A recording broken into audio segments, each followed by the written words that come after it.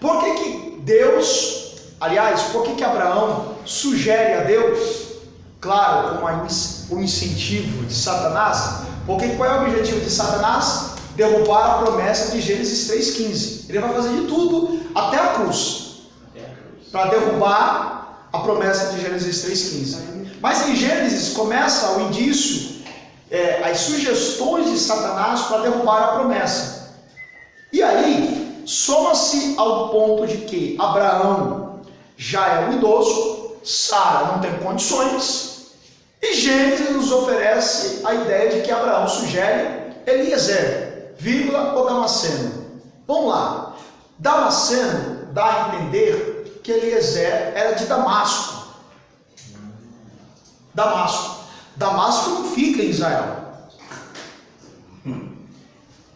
Deus olha para Abraão e diz: não é Eliezer ou Damasceno, vai ser alguém que vai nascer de ti, não vai ser ninguém de fora. Olha como o livro de Gênesis é detalhista. Eliezer, Damasceno. Não é o Damasceno. Damasceno é estrangeiro. E eu não quero ter mistura. Aí, mais para frente, surge a proposta de Deus. Ismael, o filho que eu tive com a escrava, não vai ser filho bastardo. Não vai ser ilícito. Vai ter que nascer. O filho da promessa vai nascer de forma lícita. Eu não quero nada ilícito na raiz da promessa. Olha que coisa interessante. Eu não quero nada ilícito na raiz da promessa. Eu quero legitimidade. Porque a promessa vai se cumprir, mas de algo que vai sair de dentro de você. De algo ou de forma legítima. Olha quantas informações ou lições espirituais Gênesis passa a nos fornecer em simples meditação. Veja as sugestões de Satanás para derrubar a promessa.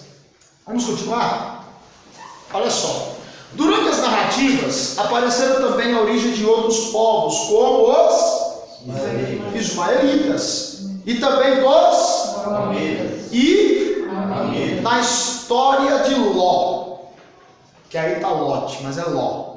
Ó, 3 povos surgem em Gênesis. Eu disse quantos povos? 3 povos. Vamos lá. Gênesis cita 3 povos que sempre foram pedras de tropeços da promessa de Israel, que são os cananeus, certo? Os moabitas e os amonitas. Olha que coisa interessante. Leiam para mim Gênesis capítulo 11, versículo 28.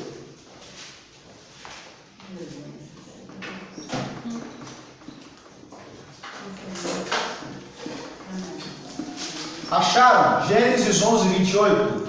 Morreu Arã na terra de seu nascimento, em Ur dos caldeus, estando Tera, seu pai, ainda vivo. Leia o seguinte: Abraão e Naor tomaram para si mulheres. A de Abraão chamava-se Sarai, e a de Naor, Milca. É o 29. 29. É o 30, desculpa. Sarai era estéril e não tinha filhos. O 31. Tomou Tera Abraão, seu filho, e Aló, filho de Arã, filho de seu filho, e Sarai, sua nora, mulher de seu filho, Abraão. Saiu com eles de Ur dos caldeus para ir à terra de Canaã. Para a terra da onde? Canaã. Ele sai de Ur para ir para onde? Canaã. Agora leia 12, o 1 e o 2. Isso, de Gênesis. Capítulo 12, 2. Ora, disse o Senhor a Abraão: sai da tua terra. Peraí, sai da tua terra. Qual que é a terra dele? De Ur. Continue. Da tua parentela e da casa de teu pai, e vai para a terra que te mostrarei. Que te mostrarei. Deus não disse Canaã. Deus disse: eu vou te mostrar a terra. Mas Abraão foi para Canaã.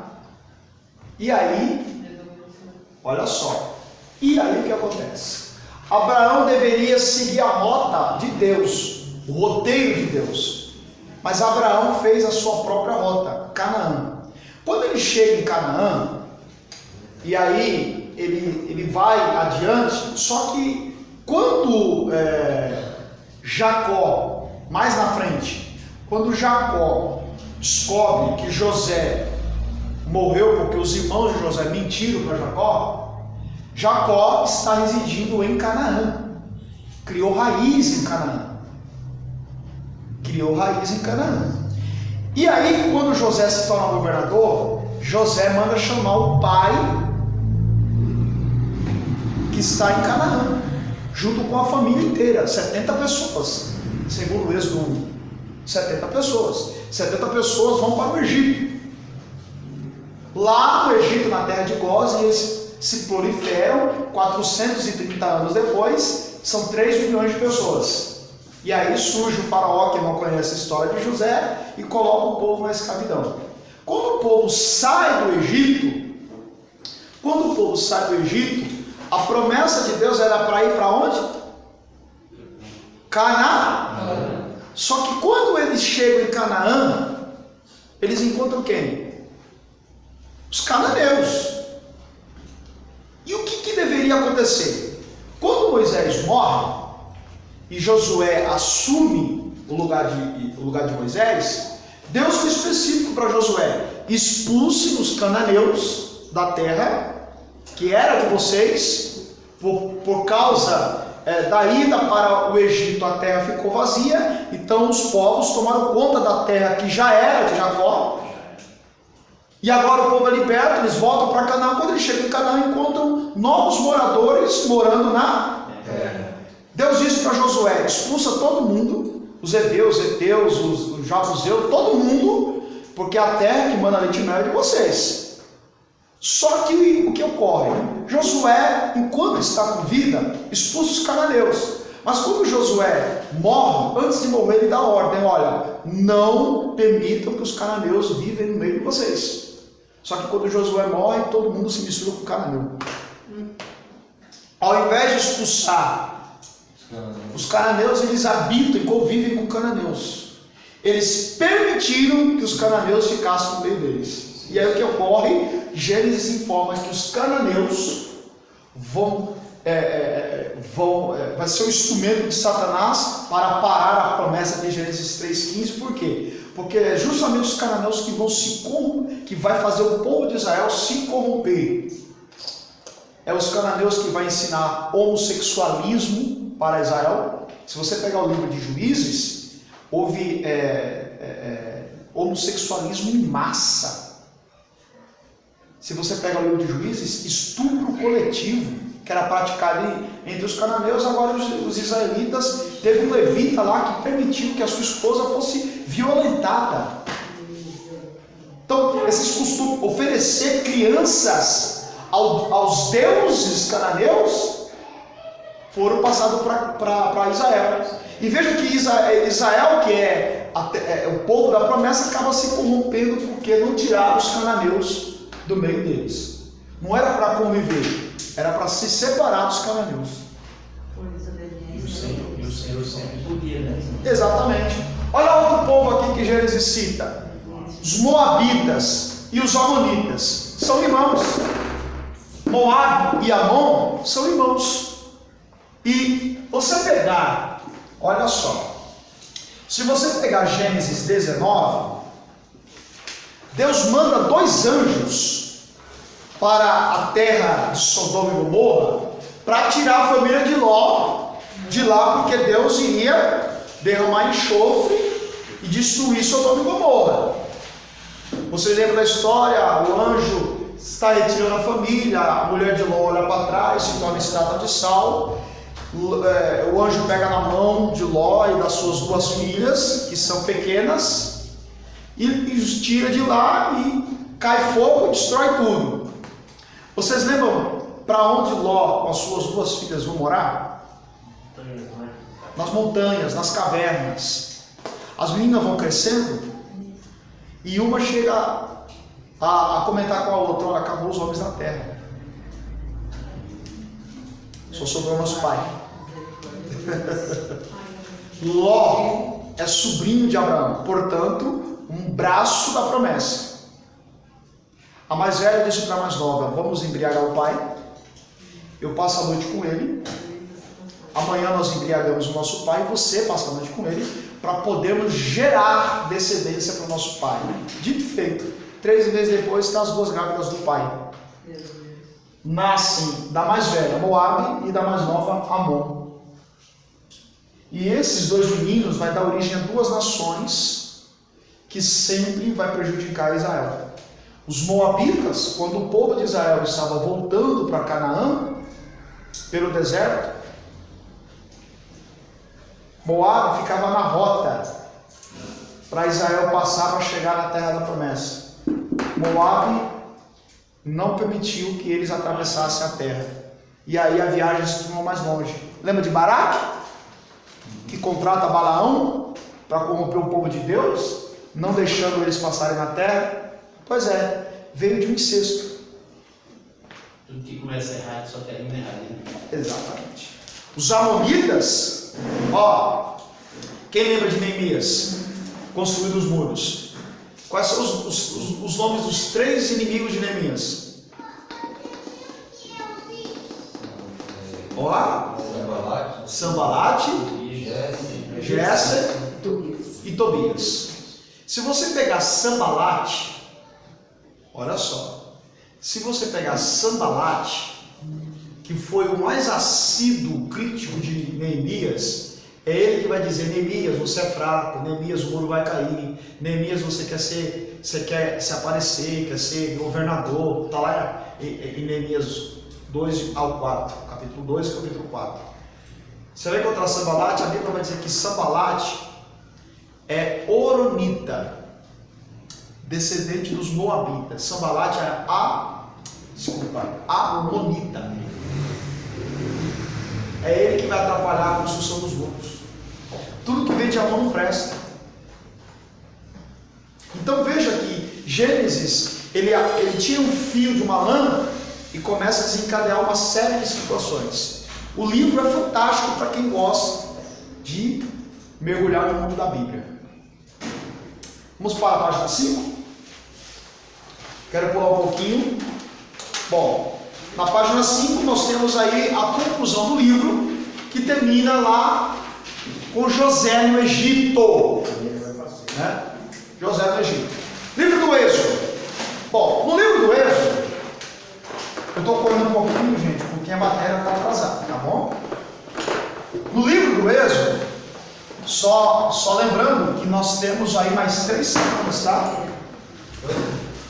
Mais 3 semanas. Eu vou ver se na última semana a gente faz 2 aulas. Que dia que vai acabar? Na terça e na quinta. aqui? Tá bom? Tá acabando, né? É, na segunda semana de dezembro. Vamos lá, livro do Êxodo. Bom, o termo Êxodo significa o que mesmo? Êxodo. Qual que é o significado da palavra Êxodo? É. Falamos semana passada. Saída. Por quê? Se Gênesis termina com José e a sua família no Egito, Êxodo começa com a proliferação de hebreus que agora estão em cativeiro. E aí começa a história de Moisés em Êxodo. Vamos lá? No livro do Êxodo, não temos uma expressão como tólero.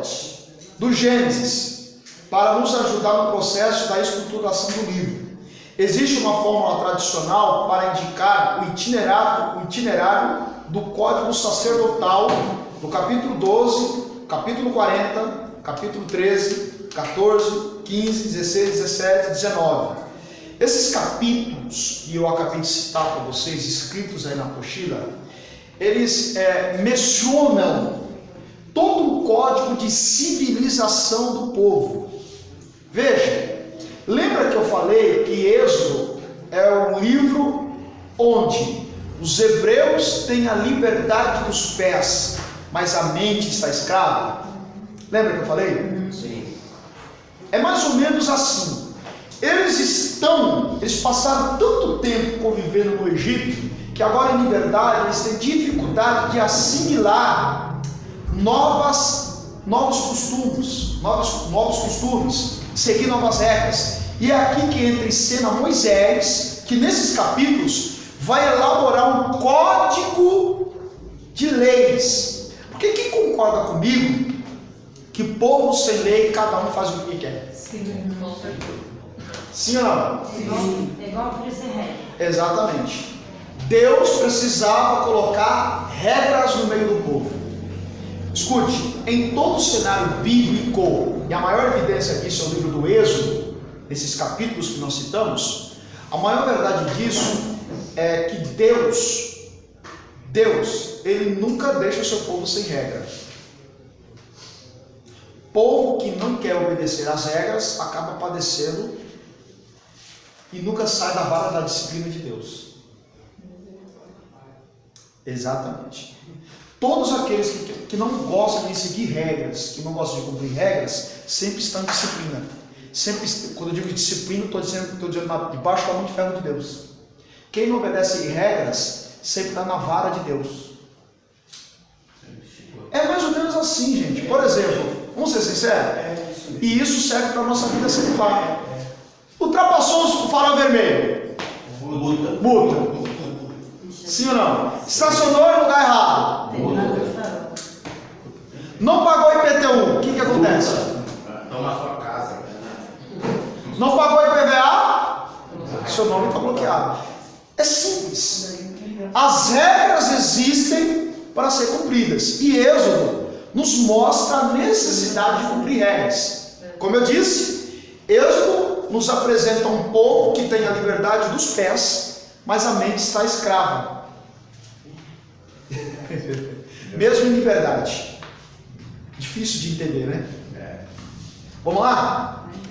Em geral, podemos ver o livro do Êxodo estruturado em 3 grandes blocos. Vamos lá? O livro do Êxodo se divide em 3 partes. Eu estou na página 5. A primeira parte envolve o que, gente? A saída do Egito. E tudo que envolve nessa saída. Isso está entre o capítulo 1 ao capítulo 15. Então vamos lá. Não, capítulo 1 ao capítulo 15, versículo 21. Então, a primeira parte do livro do Êxodo envolve a saída do Egito e todo o imbróglio dessa saída. Quando eu digo imbróglio, eu digo das negociações e tratativas entre Moisés e Arão em negociar com o faraó. Eu não sei se você já leu antes das 10 pragas ou durante as 10 pragas. Moisés, Arão e faraó, eles fazem 4 acordos. Primeiro acordo: deixa o meu povo ir. Vocês podem ir, mas as crianças ficam. Esse acordo Moisés não concorda. Por quê? Porque deixar o povo ir e as crianças ficar, isso compromete o futuro da promessa. Que liberdade que é essa? Faraó, você quer nos colocar em liberdade, mas quer comprometer o nosso futuro? Quer ficar com as crianças?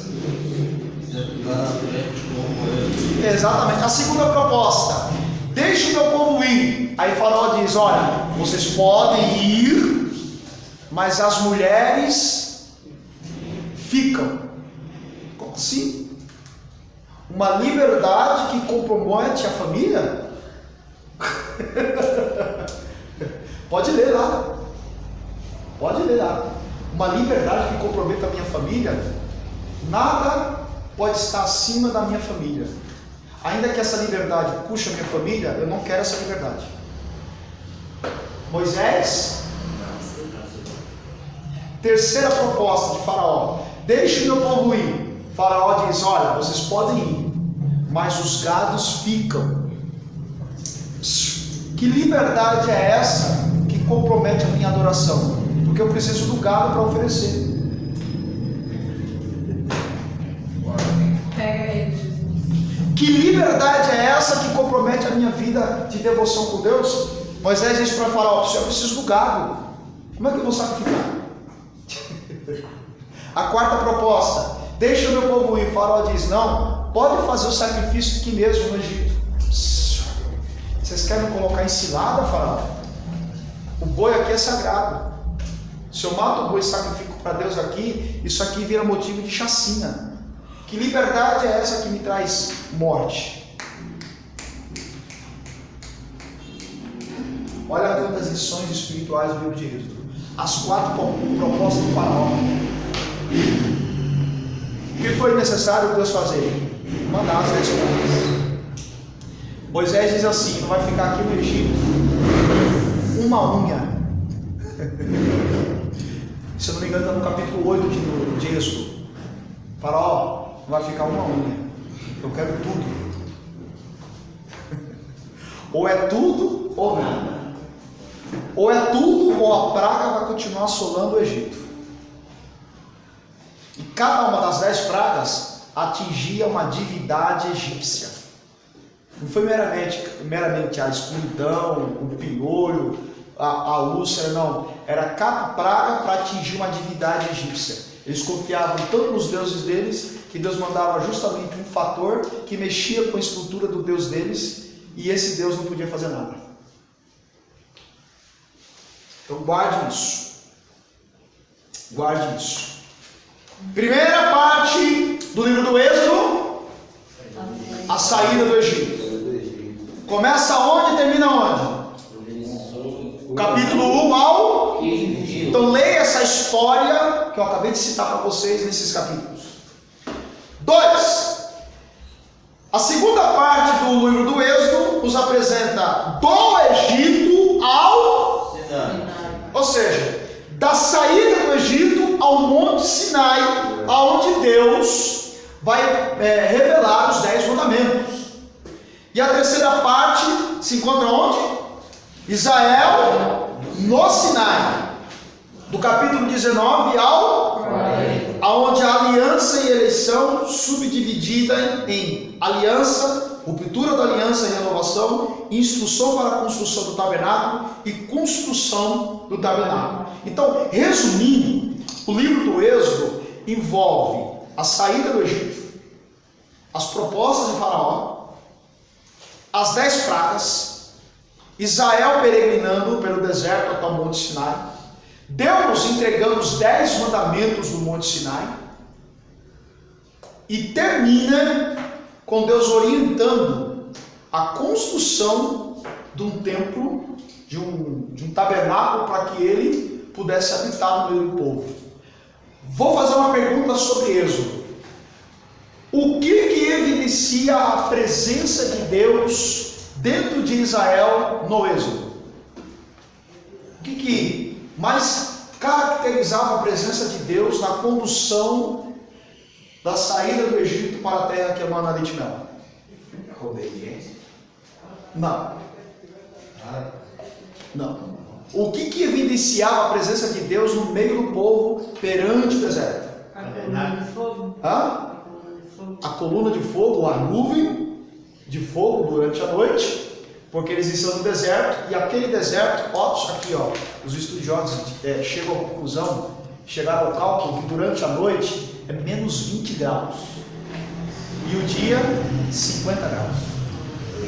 Essa mudança de temperatura. Frio, né? Por isso a coluna de fogo sobre eles estão andando caminhando durante a noite, a coluna de fogo aquecendo. De dia o calor insuportável para sombra. Tremendo, hein? Deus aquece no frio E assim Na ele sombra faz do com e refresco. traz sombra no calor.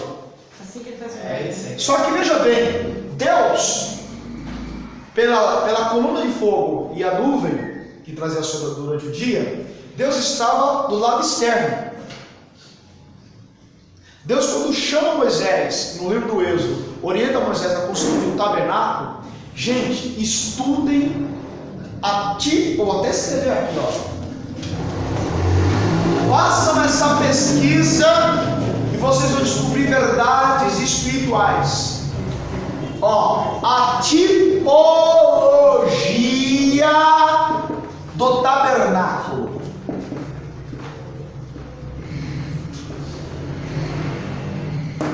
Para quem não sabe, há uma matéria na teologia chamada de tipologia bíblica. Por quê? Fatos, personagens, objetos do Antigo Testamento apontam para o Novo Testamento. Isso é uma tipologia. Por exemplo, Isaac obedecendo às orientações de Abraão lá no Monte Moriá. Ele se submete a deitar no altar. Representa Cristo como uma ovelha muda, levado ao matadouro sem abrir a sua boca. Coisa linda, né?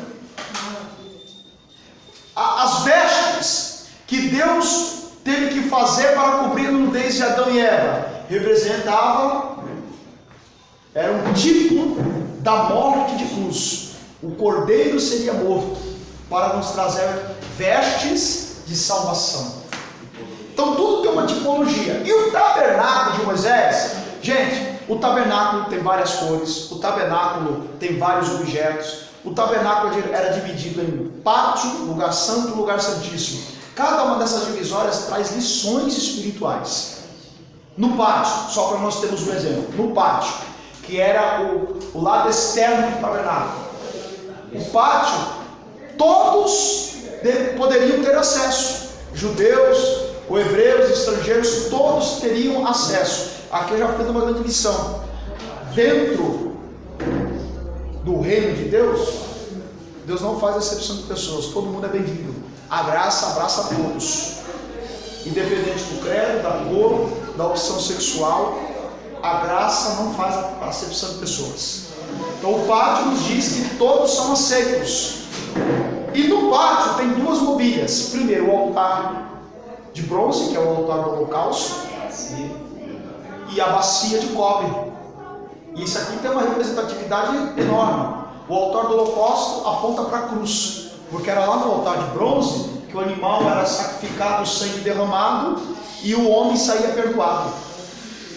A pia, o sacerdote, ao oferecer, tinha que lavar as mãos, porque não poderia tocar com as mãos sujas na oferta. Quando você vai para o lugar santo, aí o local é restrito, é só quem tem ofício, só quem tem a unção de sacerdote. E aí já não pode entrar o povo. Só entra no lugar santo aquele que foi ungido. Já no Santíssimo, o sumo sacerdote. É, o sumo sacerdote. E lá no lugar santo, por exemplo, nós temos 3 mobílias: candelabro, a mesa e o altar do incenso. Candelabro aceso significava que sacerdote não pode trabalhar no escuro. A mesa não tem cadeira. Deus não mandou fazer mesa, mas não mandou fazer cadeira. E cadeira só um senta, né? Teve um sacerdote que inventou uma cadeira e morreu nela. Qual é o nome dele? Eli. Quando você vai para o altar do incenso, ó, incenso. E esse incenso tinha algumas misturas, entre elas estoraque. Isso aí é para quem leu o livro de Êxodo. Lá no capítulo 30, Deus manda separar estoraque, ônica. Estoraque é um arbusto do deserto perfumado. A ônica era a gosma do caramujo. O sacerdote tinha que ir no fundo do mar tirar a ônica. E o bálsamo era um arbusto também do deserto. Tudo isso perfumado deveria ser misturado com sal e incenso puro e queimado no altar do incenso. E cesto subia. A casa ficava perfumada, a Shekinah preparando para o lugar santíssimo, onde tinha a Arca da Aliança. Não dava para entrar no lugar santíssimo se não passar pelo altar do incenso. Sem adoração e incenso é oração, não tem lugar santo no santo. Não tem querubim da arca. Não tem propiciatório. Então estudem a tipologia do tabernáculo. Peguem Êxodo 25 ao capítulo 25 ao capítulo 31 e vocês vão ver todas as mobílias do tabernáculo e façam uma pesquisa, gente. Quantas coisas ricas vocês irão encontrar do capítulo 25 ao capítulo 31 do Êxodo. Eu já passei por aí. Tá? Características. Todo o livro do Êxodo converge para o momento da consagração da consagração. Lembra? Nuvem de dia, nuvem à noite. Aí Deus diz: eu não quero ficar fora, eu quero ficar dentro. Detalhe: o tabernáculo ficava no meio do arraial. Olha que coisa interessante. Deus não é um Deus de distâncias. Vocês estão imaginando no meio de vocês. Deus, Ele gosta de estar perto. Obrigada. E à medida que Ele percebe essa distância, Ele permite a sede. Ele permite a fome no deserto. Ele permite a murmuração. Jesus, é assim mesmo. Deus está dizendo: eu quero ficar no meio do arraial. Assim como o povo estava habitando em tenda, da mesma maneira o Senhor foi habitar em Sim, tenda, mas em tenda. vocês estão aí, mas eu estou no meio de vocês, entende também? Mais ou menos assim. E o detalhe: esse tabernáculo é diferente do templo. Quando Davi morre, Salomão assume o trono de Israel, a primeira providência de Salomão é construir um templo fixo. Por quê? Eles já estão na terra, já estão estabelecidos, então templo fixo. Mas o tabernáculo era móvel. A cada movimento da nuvem deveria ser desmontado o tabernáculo. A nuvem parou, montava o tabernáculo. A nuvem andou, desmontava o tabernáculo. A nuvem parou, montava o tabernáculo. Deus estava dizendo: aonde vocês forem, eu quero estar junto. Vamos montar o tabernáculo, gente. Você entendeu? Vocês não podem andar sozinhos, tem que estar no meio de vocês. E outra coisa: o tabernáculo era levado pelos levitas. E Deus está dizendo: carregue a minha presença. Carregue a minha presença. Pode ir pra casa? Características. A aula está sendo gravada. Características. Todo o livro do Êxodo converge para o momento da consagração da tenda, que é o clímax do livro, e também a chave para uma leitura canônica do Êxodo. No capítulo 40, do versículo 34 ao 38, Yahvé toma posse da e isso aí é se manifestado em glória. A glória de Yahvé vem e habita com o povo. Ele antecipa o evento de 1 Reis 8, 10, 3, na consagração do templo na época de Salomão. Quando Salomão consagra o templo, Deus toma a boca de Salomão, e Salomão, inspirado pelo Espírito de Deus, no dia da consagração do templo, ele vai dizer: se o meu povo, que se chama pelo meu nome, se humilhar e orar e se converter dos seus maus caminhos, então ouvirei dos céus, perdoarei os seus pecados, sararei a vossa e toda a oração feita nesse lugar lá no céu eu Virei. E aí a Shekinah, e a Shekinah de Deus não era uma fumaça qualquer, era uma fumaça que poderia ser tocada. Nossa Senhora. E essa fumaça que desceu no templo, quando os sacerdotes iriam inaugurar o ofício, eles não conseguiram entrar, porque toda vez que eles entravam, a glória tomava eles. E isso aconteceu no templo, mas aqui no livro do Êxodo, no tabernáculo móvel, quando eles consagram a tenda, a mesma glória, e os filhos de Arão são tomados pela Shekinah. Isso é importante, porque não basta apenas trazer Deus para perto. Deus quer que você consagre tudo para Ele. Tem que ser dele. Não era da vontade de Deus se Salomão tivesse todas aquelas mulheres, não. Não, é opção humana. Foi Deus nunca permitiu a poligamia. Isso aí também veio mais na velhice dele, né? Assim, Não, isso foi na juventude. mas todas as mulheres assim. Na juventude. Por quê? Porque, veja bem, as mulheres de Salomão, isso é importante, a sua pergunta é pertinente. As mulheres de Salomão nada mais era do que um acordo de paz com os países das fronteiras. Porque no final da caminhada. Não é simplesmente ele casou para ter relações íntimas com as mulheres. Ele se casa com as princesas para não ter que pegar a espada. Exato. Fazer um acordo de paz. Ó, o maior erro de Salomão, leia 2 Reis 5. O maior erro de Salomão foi ter pegado com a espada. Porque quem venceu as lutas de Israel foi Davi. Davi era homem com mãos de sangue. Lembra que ele quis fazer o tabernáculo, o templo? Deus disse, porque as suas mãos. Davi era assassino. Davi era sanguinário. Davi era ruim na guerra. Ele era segundo o coração de Deus, mas se o inimigo titubeasse, ele ia ficar com a cabeça.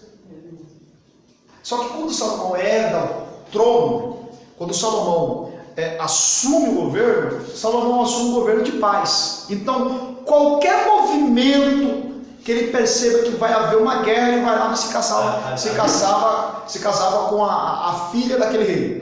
Para não ter guerra. Qual é o pai que iria lutar com o marido da filha? E aí, só que aí tem um grande problema. Ele não pega numa espada.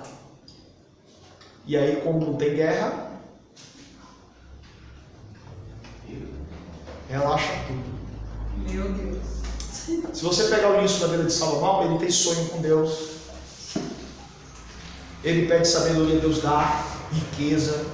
O problema é que quando ele vai se acostumando com o trono, com a cadeira, aí ele vai baixando a guarda, e aí, irmão, as mulheres com que ele se casa fazem com que ele deixe o judaísmo de lado e coloque na fé dele, de Israel, o culto a Baal. Inclusive essa lei dos Moabitas, né? Tudo. Se envolveu com Moabita, Amonita, Hitita, tudo que era Ita, ele foi se envolvendo. 1000 mulheres, 700 casamentos e 300 amantes. É muita coisa. Nossa, Isso aí é deixa. Às vezes você se casar com uma, né, Rodrigo? Isso, Rodrigo, fala lá, Rodrigo. Fala lá, Rodrigo. Fala lá, eu tô brincando, tá, gente? Tô brincando. é que Deus me deu, eu tenho que. Bom, eu queria pular com vocês para o livro de Levítico. Gente, essa matéria de Pentateuco é apenas um panorama geral, tá? Faltaria tempo para entrar nos mínimos detalhes. Corrigir nossa prova? Sim, tá comigo. Em algum lugar. Tá aqui, ó. Levítico, Página 7. página 7. Estrutura da obra. Podemos estruturar o livro do Levítico da seguinte maneira. Do capítulo 1 ao capítulo 7, descrição dos sacrifícios. Essa seção do livro encerra-se com um sumário. Nas outras sessões não é possível identificar uma. A primeira parte de Levítico, nós vamos encontrar Deus instruindo quanto ao sacrifício. Deus é específico, o animal não pode ter defeito. Ele está dizendo, quer oferecer no meu altar? O animal não pode ter defeito, não pode ter impinge, não pode ser manco, não pode ser cego. Quando eles vão oferecer o Senhor para Deus? Levítico tem muito para ensinar também, viu? Levítico tem muito para ensinar. E outra coisa, quando o sacerdote recebia um animal para ser sacrificado, e aparentemente por fora ele estava perfeito, ele degolava o animal, espargia o sangue do animal na bacia, colocava na bacia, porque ele precisa derramar sobre o altar do holocausto. O altar do holocausto, no pátio, tinha quatro pontas, 4 chifres. Ele tinha que derramar o sangue em cima daqueles chifres.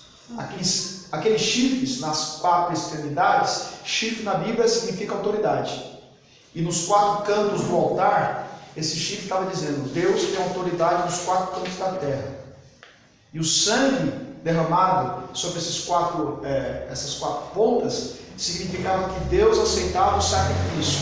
Só que tem um detalhe: o sacerdote, veio depois Levítico, o sacerdote recebeu o animal, aí ele iria examinar o animal, porque não pode ter defeito, sim ou não? Sim. Examinou o animal perfeito. Ó, bacana.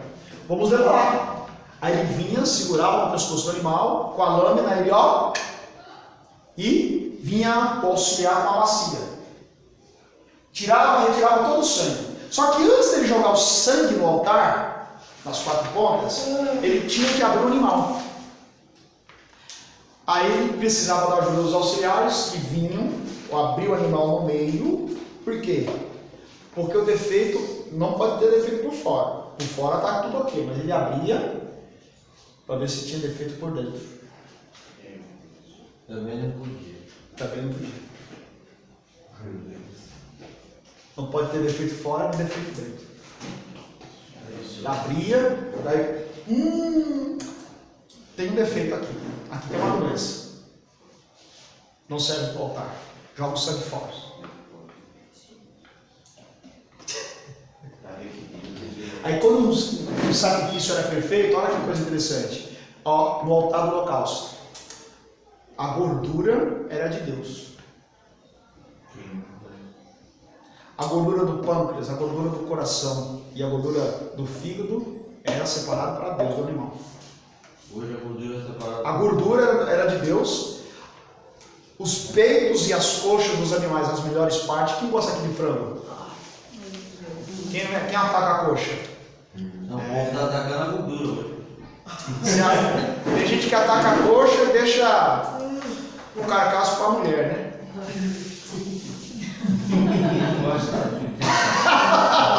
Tá lá o vara na coxa ou no peito do frango e a carcaça lá ficando para as crianças. Eu tenho uma vantagem, eu vou sozinha como frango inteiro. Olha Deus, eu quero a gordura do coração, dos pâncreas e dos rins, eu quero o peito, eu quero as coxas e as extremidades. Pode levar o resto para sua casa.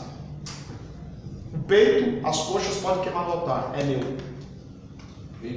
Deus estava dizendo assim: eu quero o melhor do sacrifício. O melhor do sacrifício é meu. Era mais ou menos assim: não ofereça qualquer coisa, eu quero as coxas e o peito dos animais. E por que a gordura? Quem faz churrasco aqui? Opa, O cheiro. Quando queima-se a gordura, 2 coisas acontecem. Fumaça sobe. A fumaça sobe, O cheiro. Nada. Deus aceitou o sacrifício. Isso você conta em Levítico. Quer ver uma outra coisa interessante? Ó, a segunda parte, do capítulo 8 ao capítulo 10, temos a inauguração do culto. Grande destaque para as figuras de Moisés, Arão e o sacerdócio como um todo. O que chama a atenção é que aqui, olha só, o que chama a atenção é que aqui, Deus é específico. Tem um dia na Bíblia chamado do dia da expiação. Quem já viu? O dia da expiação. O que seria expiação? Perdão, né? O dia do perdão. Esse dia, só o sumo sacerdote, uma vez ao ano, poderia entrar no lugar santíssimo, onde tinha a arca com os 2 querubins na tampa. A tampa da arca chamava-se de propiciatório. A palavra propiciatório é onde Deus era propício. Ali o sangue era derramado e Deus aceitava aquele sacrifício. E dentro da arca tinha 3 objetos: as 2 tábuas da lei, a vara de Arão que floresceu e um pote de maná. Por isso que eu pedi para vocês fazerem a pesquisa da tipologia bíblica, porque esses 3 objetos têm uma grande importância. As tábuas da lei representam a palavra de Deus, guardada dentro da arca. A vara que floresceu representa a ressurreição de Deus, ou melhor, de Cristo. E o pote de maná? Sustento. Dentro da arca. Então, uma vez ao ano, ele entra no lugar santíssimo. Ninguém poderia entrar no lugar santíssimo, a não ser o sumo sacerdote, não o sacerdote, mas o sumo sacerdote, e isso uma vez. Quando ele entra, antes de entrar depois do véu, no lugar santíssimo, ele teria que fazer um ritual. E qual era o ritual? Pegar um cordeiro até um ano, e sacrificá-lo no altar. Primeiro por ele, depois pela nação, para que ele pudesse ter a autorização divina para entrar no lugar santíssimo. O que chama atenção é o ritual. Ele teria que pegar um cordeiro de um ano até um ano. Não poderia passar de um ano. Tinha que ser macho. Então, qual era o ritual? Ele pegava o cordeiro, com o braço direito. Ele pegava o cordeirinho e sufocava o cordeiro. E o ritual era assim: tinha um altar de incenso, ele ficava de um lado para o outro, sufocando o cordeiro, apertando o pescoço do cordeiro.